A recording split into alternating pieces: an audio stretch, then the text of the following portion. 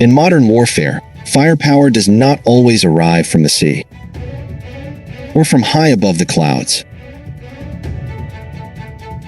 Sometimes it arrives low, fast, and lethal. Today, a quiet but significant report has surfaced. Türkiye is in discussions with the Philippines for a second batch of T-129 ATAK attack helicopters. No official announcement. No press release. Just a signal that Manila may be preparing to expand one of its most important combat aviation capabilities. But this is not really about helicopters. It's about intent, doctrine, and how the Philippines plans to fight in the years ahead. Stay with me until the end. We also break down what this could mean for Philippine security in the South China Sea. Before we continue our discussion, don't forget to like button, subscribe, and the notification bell button from Pinoy Guard.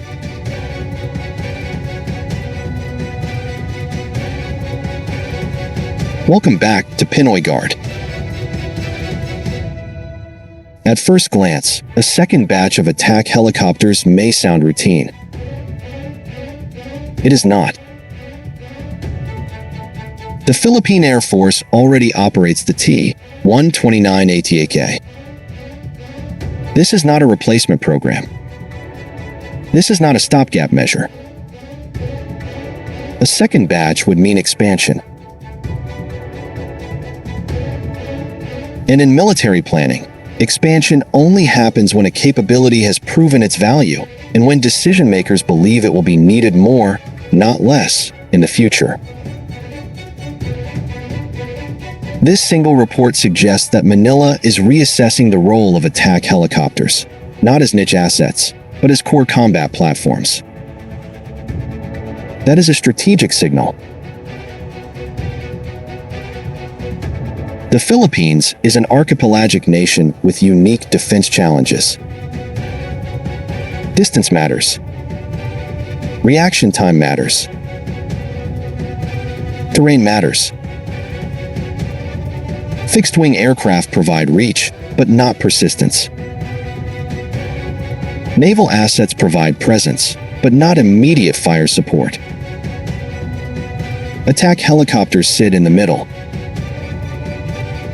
They can deploy quickly. They can loiter. They can support troops in real time. In island defense, littoral security, and rapid reaction scenarios, they are often the first decisive force to arrive.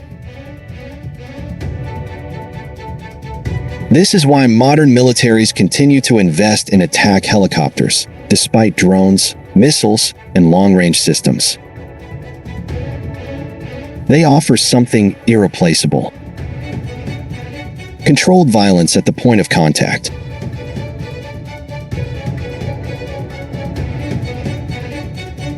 If the Philippines moves forward with a second batch of T-129 attacks, it sends three clear messages. First, the Philippine Air Force is committing to a long-term attack helicopter doctrine, not a token capability.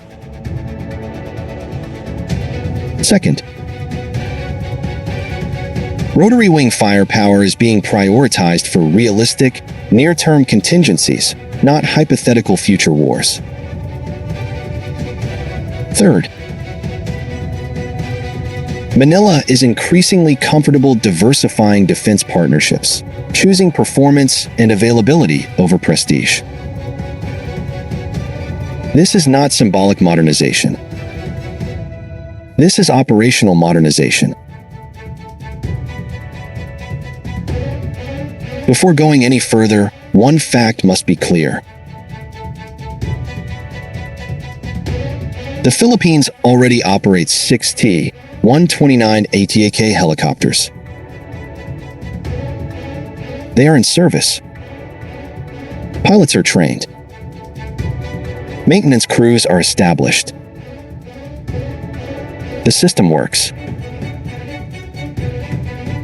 This matters because adding more of the same platform is far easier and far cheaper than introducing something entirely new. And that leads us to the critical question.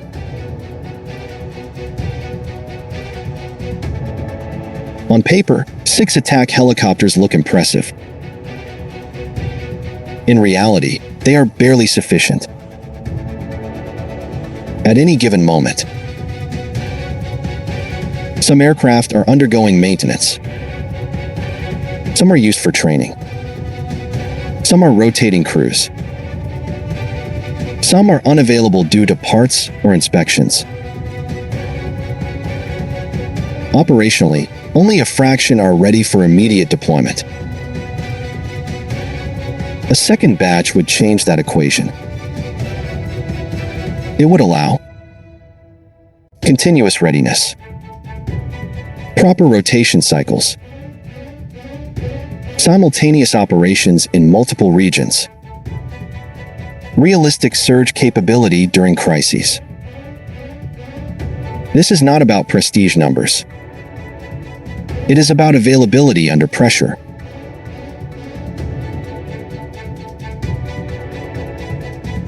Only now does the helicopter itself matter.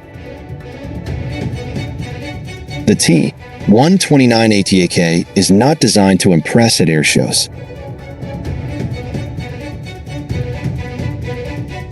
It is designed to survive combat. It carries a 20mm cannon for precise, sustained fire. It uses guided and unguided munitions for close air support. Its sensors allow operations in darkness, bad weather, and cluttered terrain. Most importantly, it is built for environments like the Philippines. Hot, humid, mountainous, and complex. This is why ground commanders trust it. This is why pilots value it.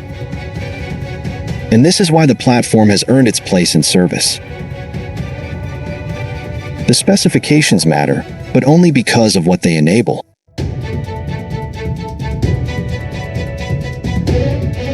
The Philippines selected the T-129 after evaluating multiple options for a true attack helicopter.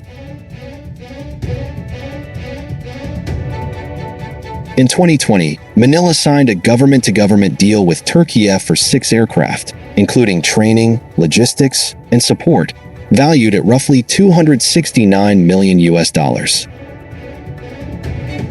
Deliveries began in 2022. By 2024, all 6 helicopters had been delivered and integrated into the Philippine Air Force's strike units. This was one of the fastest and cleanest attack helicopter acquisitions in recent AFP history. That success is precisely why expansion is now being discussed. At this point, clarity matters. There is no publicly confirmed contract for a second batch. There is no official announcement from the Department of National Defense or the Philippine Air Force. What exists are credible defense reports and industry signals, the kind that often appear before formal decisions are finalized. This does not guarantee a deal, but it confirms interest. And interest in defense planning is never accidental. Attack helicopters are sometimes misunderstood as purely counterinsurgency tools. That era is over. In today's environment, they are rapid reaction assets, island defense enablers, literal support platforms, flexible deterrence tools. They are visible, they are immediate, and they are hard to ignore. For a country managing internal security while preparing for external contingencies, this flexibility is invaluable. The report that Turkey and the Philippines are discussing a second batch of T-129 ATAK helicopters may seem small. It is not. It suggests continuity, confidence, and commitment. The first 6 helicopters gave the Philippine Air Force capability. A second batch would give it depth and endurance. Whether or not this deal materializes, one reality is already clear. Attack helicopters are no longer optional in Philippine defense planning.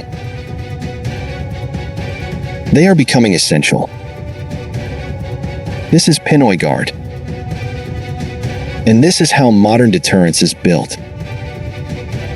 Quietly, deliberately, and with purpose.